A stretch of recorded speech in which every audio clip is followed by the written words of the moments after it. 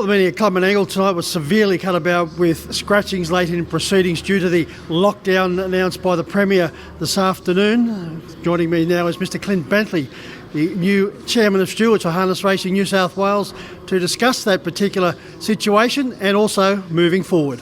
Well, Mr Clint Bentley, first of all, congratulations on the position of Chairman of Stewards for Harness Racing New South Wales, and secondly, what a mess we found ourselves in again. Yeah, thank you, Michael. It's been an interesting afternoon, that's for sure.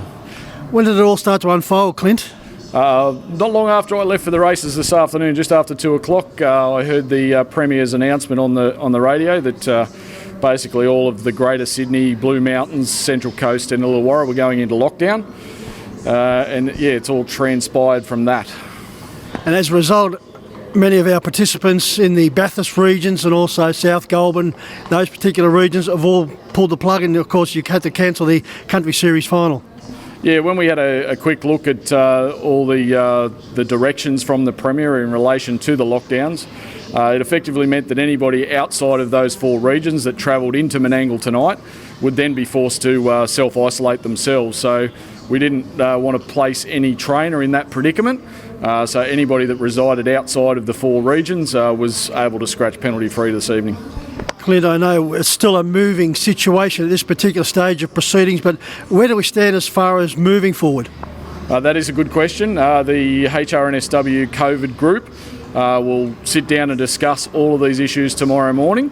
We'll try and map out what the next 2 weeks looks like at that stage, and hopefully we can get some more information out tomorrow.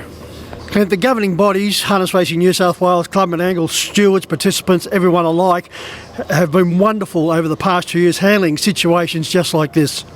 Yeah, they have. It's a testament to everybody involved. Everybody has pitched in and done what they've had to. And to be honest, it's a miracle that we haven't lost a race meeting as a result of COVID to this point. And hopefully we won't in the next 2 weeks. So we're going to do everything we can to ensure that we run every single race meeting possible.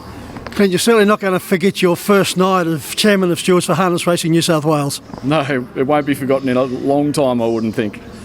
Clint, just on your career, how did it all commence as far as being with Harness Racing New South Wales and getting to this point?